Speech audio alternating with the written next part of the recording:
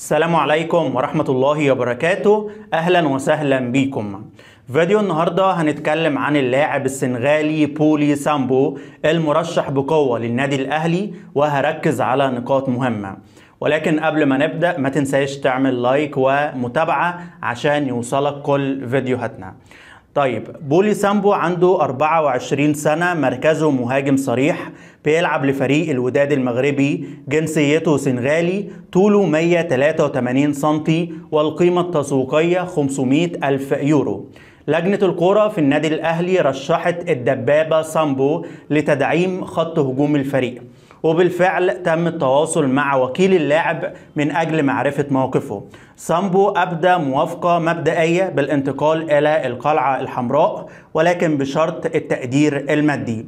بولي جونيور بدأ مسيرته الكروية في الدوري السنغالي مع فريق فاتيك، ثم انتقل لنادي تونجث، بعدين انضم لفريق دياراف السنغالي. في سنة 2022 انتقل لنادي الوداد المغربي. أرقامه مع الوداد: لعب 32 مباراة، سجل 19 هدف وصنع هدف. سامبو قدم أداء مبهر الفترة السابقة على المستوى المحلي والأفريقي، هو هداف الدوري المغربي وهداف دوري أبطال أفريقيا. أرقام جيدة، إمكانيات رهيبة، وبروفايل مطلوب. بولي سامبو مهاجم مرعب حرفيا، وحش، دبابة، ماكينة أهداف، بيستغل أنصاف الفرص داخل منطقة ال 18، مش بيضيع كتير، خطير جدا، لاعب قوي، هيدر، فينيشر، عنده القدرة على إحراز أهداف من خلال لعب الكرات الرأسية والتسديد. هو يعني ذكي جدا في تحركاته في الشق الأمامي، محطة هجومية رهيبة، بيسجل. يعني انت اصنع له أهداف، اصنع له فرص، اعمل عرضيات، وهو ما شاء الله قوي جدا، تارجت مان في الجانب الهجومي.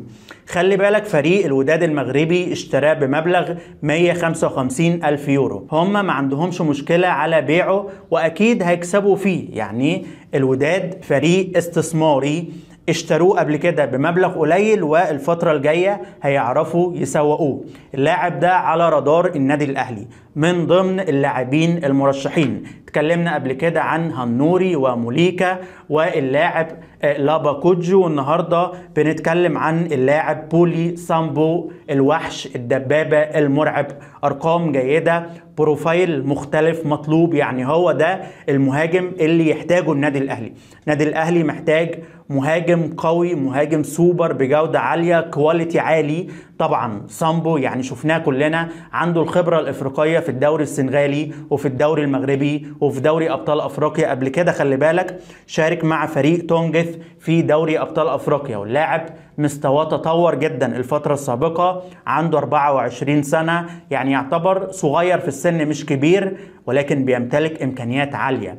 يعني بدنيا، فنيا، ما شاء الله، جسمه قوي، بيسجل. يعني لاعب اللمسة الأخيرة حلوة، اللمسة الأخيرة بالنسبة له ممتازة، مش بيضيع، بيلعب على الجول بشكل مباشر. ولجنة الكرة رشحته من أجل تدعيم الفريق في الميركاتو الصيفي. زي ما قلت لك كده، اللاعب لا يمانع بفكرة انتقاله إلى القلعة الحمراء، وطبعا بيحصل تفاوضات، بيحصل اتفاقات بين إدارة النادي الأهلي وإدارة الوداد، وهيتم الاتفاق على التفاصيل المادية.